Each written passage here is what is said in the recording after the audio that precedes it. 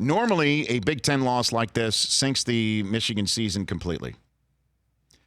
But Wisconsin's one of the only few habitually or perennially tough programs that don't reside in the same division as Michigan.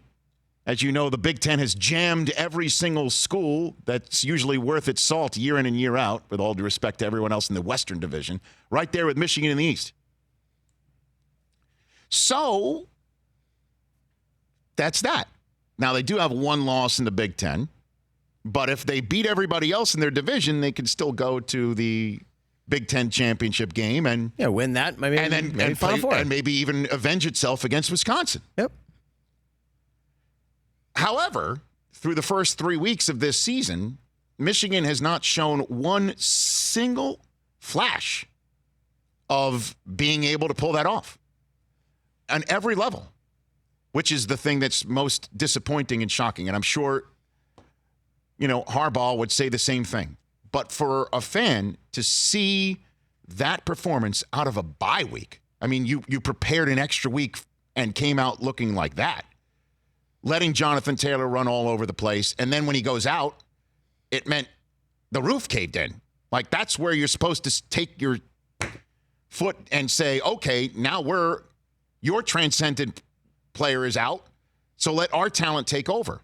And every single and I say this fully knowing I'm talking about 18, 19, 20-year-olds, so I have to put that caveat out here, okay? I understand this is not professional football. But the number of people, when I say, what's going on there, to scouts, NFL people, they're all saying, Harbaugh's never had a quarterback. Never had one. That they're all, quote unquote, just guys. And every single time that a new one comes in, we're thinking, this is the one. And it's not. Patterson looks lost. Dylan McCaffrey looks pretty good, and then he got concussed.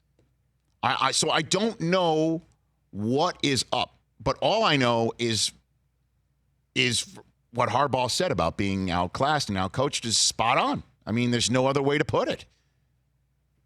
And it's beyond disappointing to see all that, to see Michigan get a broken play when they're down 7-0 on its first play and then not have another play called ready. They have to call timeout.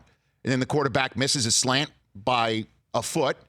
And then a defensive tackle that's converted to a running back despite the kid that's been balling out here from Oaks Christian. I have no idea why the kid wasn't in there, even though he showed up in the third series, Charbonnet.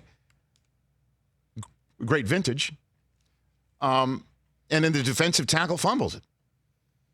Then the Big Ten refs did its thing by taking a remarkable catch over the middle away. It was called a catch, and then they reversed it to not a catch, for those who didn't see. Kid lays out, ball hits the ground, but you're allowed to have the ball hit the ground if you have entirety of the possession of it. So it's ruled a catch. They come back after replay saying it's not a catch. Then Pereira comes on the broadcast to say it's so botched that had it been ruled not a catch, he would have reversed it to a catch. So Big Ten refs are going to come get you no matter what, but you have to play better than the refs ref. And Michigan's far from it. They're ranked 25th right now, holding on for dear ranked life. They've got a game against Rutgers, which just lost to BC, to get right before Iowa strolls in. They're not beating Iowa playing this way. And I'm sick of this. This is the one thing I'm sick of, and that I was hoping that Harbaugh would get rid of.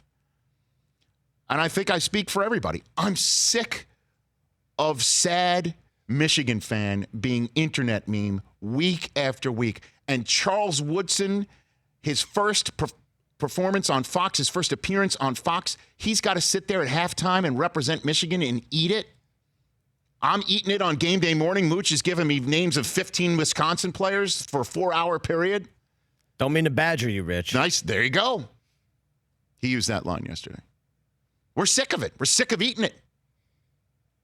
That kid who's amongst the hopping up and down Wisconsin fans and the Michigan fan in the Tom Brady jersey with thumbs down. How many times you get tweeted that? 1 million. I'm sick of it. So there's still time left, but I don't know where that reserve is going to come from. Hopefully from the coach and a game plan.